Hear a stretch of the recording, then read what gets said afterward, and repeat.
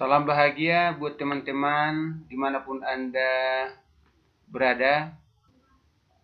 Pada kesempatan ini saya guru SMK Negeri Losida Siatas Berita, Kabupaten Tapanuli Utara, Provinsi Sumatera Utara, berbagi praktik baik proyek penguatan profil pelajar Pancasila.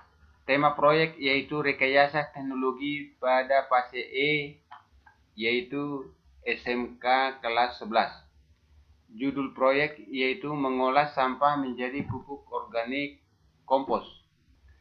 Latar belakang dari proyek ini yaitu 1. Sampah organik yang ada di lingkungan sekolah banyak dijumpai dan dapat diolah menjadi pupuk yang memiliki manfaat dan nilai ekonomi yang lebih tinggi bagi manusia. 2. Lingkungan perlu dilestarikan dengan penanganan sampah yang baik untuk diolah menjadi pupuk organik yang ramah lingkungan. Tujuan proyek ini yaitu menumbuh kembangkan kemampuan dan kreativitas peserta didik untuk mendaya gunakan sampah yang ada di lingkungannya secara inovatif menjadi kompos atau pupuk organik, yaitu bahan yang sangat berguna bagi manusia dan juga ramah lingkungan.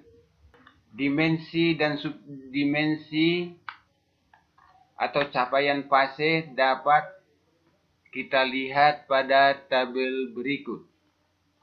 Dimensi yang ingin dicapai yaitu dimensi kreatif, mandiri, bergotong royong. Secara lengkapnya dapat kita simak pada tabel yang sedang ditayangkan.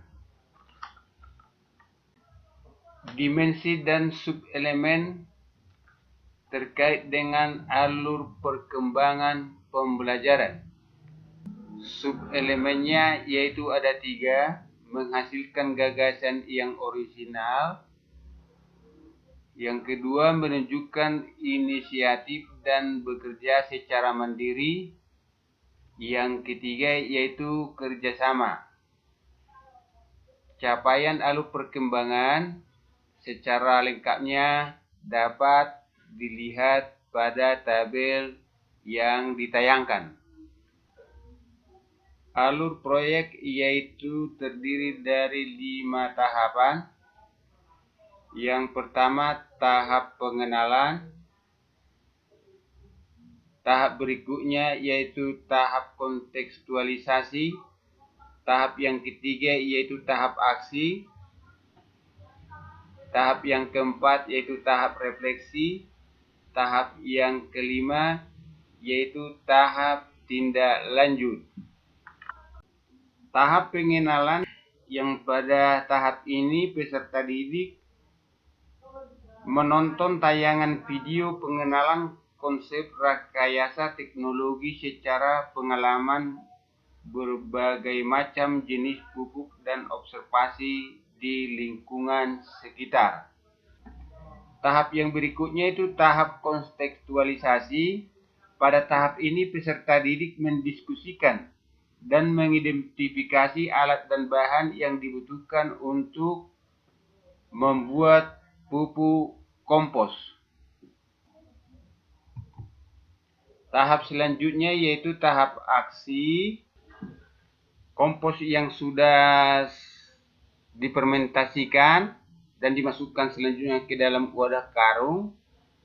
Secara berkala setiap minggu campuran kompos tersebut harus dikeluarkan untuk diaduk untuk mempertahankan kelembaban. Apabila kurang kelembapannya maka dapat disiramkan air, dan apabila temperatur terlalu tinggi dapat didinginkan dengan cara membolak-balik.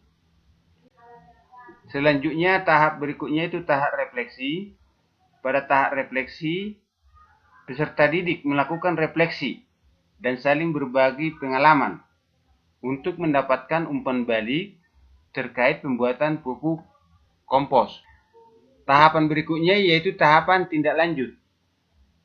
Pada tahapan tindak lanjut peserta didik melakukan pengemasan produk Dilanjutkan dengan pemberian label produk.